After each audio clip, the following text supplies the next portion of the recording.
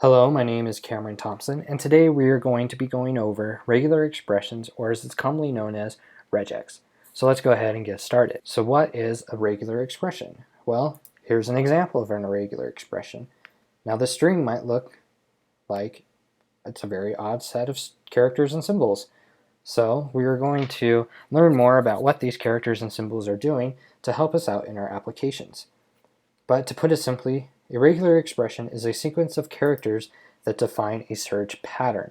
And this search pattern can allow us to, well, search through text. And we can search through a string to find different patterns within that string, or perform a search and replace algorithm within that string. And this can all benefit us greatly, especially when it comes to user validation. So let's go ahead and take a live look at some examples and helpful tools to help us learn more about regular expressions. So there are a couple of tools that I like to use when I work with regular expressions. So one of these tools is the regular expressions documentation on the MDN WebDocs website. And it goes through about creating a regular expression, writing a regular expression pattern, some simple patterns and special characters. It also goes through some different methods that you can use within JavaScript. And each of these, if you click on one, it'll go through and tell you more about that method. So that is the developer docs that I like to focus on. So another website that I like to use is regexer.com. And it's more of a sandbox environment where you can play with your expression and some test strings that you can edit and type in here and to make sure that your regular expression is going to work for your application. Going over to the menu here, we have some pattern settings. It has a cheat sheet which allows you to understand the different parts of regex that you can do to develop your search pattern. There's a regex reference which allows you to learn more, like let's say about the character sets, and it gives you some examples of what's going on. So for example, this one, we're searching through our string for this particular character set, and it's looking for our vowels. But I wanted to focus a lot on the cheat sheet here because this is how I really learned how to use regex, because everything I needed was right here. And I believe if you click on these different things, it'll add it to your expression right here. And then it'll search through here and it'll highlight the results. So like, for example, we'll talk about flags here in a second. I don't know why it's popping up. But if we remove that, here we're searching for parentheses is a capturing group, and this captures multiple tokens, and they call it tokens for every match that this character set will find. And so it'll find A through Z, and they're case sensitive, but it'll match a word, and it'll do one or more. So down here we'll have a better explanation of that. So it groups multiple tokens together, matches any character in the set that's a capital letter from A to Z, and it'll match a following word after that capital letter, and it'll allow you to do that one or more times. So here we have regexer, which is capitalized, so it grabbed that, but not was. If I were to capitalize the W, it would capture was, but since it was lowercase, it's not going to be captured. So we can see the different capturing groups here. Now remember that crazy string that I had shown at the beginning? Well, let me go ahead and paste that in. So yeah, here's our capturing group, and again it tells you what's going on. So let's pretend we're writing some email. So we're going to do dave@gmail.com, see how it captured it.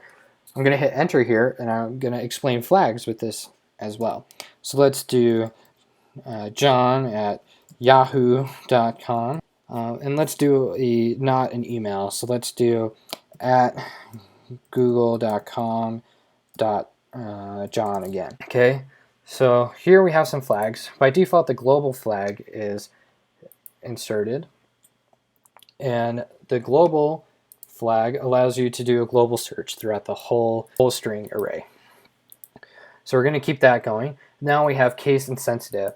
If we click that, it doesn't matter what case your string characters are, it's going to keep searching through it.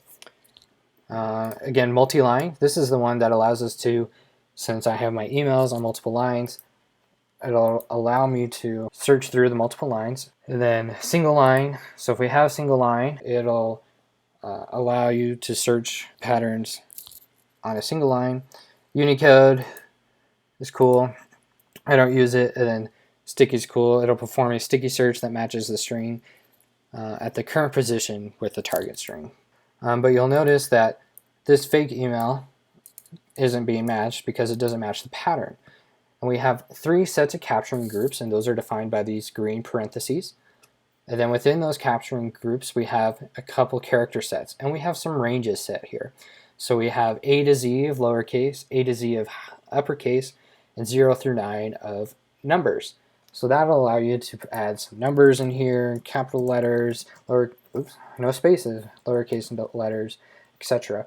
Now we have some escaped characters, and those are done with a backslash.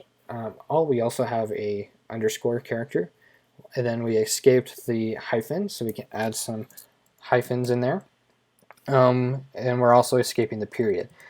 And we're doing that twice, both on the left-hand side of the @ sign and the right-hand side of the @ sign. And then we're escaping the period, so the .com, .org. Our character set is A to Z, lowercase, and A to Z, uppercase again. But here we have a quantifier, and that allows you to match 2 and 5 of the preceding token. So we have .com, but we could have .co, .co, but we can't have .c. We can have .com, we can have .com with 2 M's, with 3 M's, but not with 4 M's, as it exceeds the 2 to 5 character limit there. But I've prepared for us an HTML file that will allow us to see it in action using some JavaScript. So here I have our HTML file, and I have an email written here that we're going to be able to validate. We also have a paragraph of text, and this is just a random paragraph that was written, but if you notice, we have the name Kathy here. And the business case for this is the author forgot to capitalize Kathy. So we're going to go ahead and we're going to fix that for them programmatically. Now we could do it by hand, as Kathy is only mentioned 4 times here. But what if this was an entire chapter, or worse, an entire novel, or even worse, an entire encyclopedia series, and every single instance of Kathy was not capitalized? It would take forever to go through and do it by hand. But with Regex, we're able to do it programmatically and super quick as well. So let's go ahead and validate this email. And I have the developer tools open here because we're going to see some output in the console of some different methods that I have being used on this email. So I'll go ahead and click validate. And so one of the first things I have is the exec method, or the exec method. And so what that allows you to do is you pass in your string, and it will go through and validate or match it with you. And what's cool is it separated it out for me based on each of my capturing groups. So you have John Adams, gmail.com, and then here's the input and everything like that, which is cool. And it returns as an array, even though our input was a string. And then the next method was the test method. So that allows you to quickly test to see if your string matches your regular expression. And so we got true. And then we have match again, which is kind of combined of test and the exec method. And so it provides us our source string, and then it broken up again. And it will return null if you don't match that string.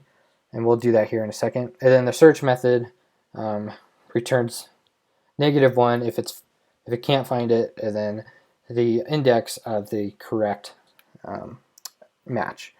So in our case, the index is 0, as it's a very small array. But let's say we enter in, I'm going to borrow this bad email, enter that in here, and hit validate. Well, our table is now gone. It's now null. Our test failed, our match is null, and our search is -1, as it's not a valid email. So let's go ahead and move on to this paragraph. So again, we have Kathy, that's lowercase, and we're going to click fix. And what's going on here is, let's look at sources and main.js. Borrow this over. Here we have the fix code. So we're going to grab the old paragraph as a string here, and we're going to make a new paragraph. So we're going to take the old paragraph and we're going to replace. And here's our regular expression. And our capture group is very simple because we're just searching for the word Kathy here. And then we're going to replace it with this string here, which is an uppercase Kathy. Congrats, Kathy, you're now a person. So let's go ahead and perform that, and then we're going to add it to the DOM here. So let's click Fix, and now if we grab Kathy and we search for it, we have it here once. It only happened once. Uh-oh, that's not correct. Let me go ahead and change it. Let's replace all. Save and refresh. Uh-oh, replace all didn't work. But remember those flags I had mentioned before? Well, we don't have the global flag. So let's go ahead and add G to our code. You can't see it, it's off camera. But now that I've added it, I'm going to refresh the page and click Fix. And there we go. We have Kathy replaced all the way through. And then we'll look again at our sources. And there's the G that I added, the G flag for Kathy. So that is a quick and easy introduction into Regex, and if you use this website, regexr.com, you're able to get some more practice. And that is my video. Thanks for watching.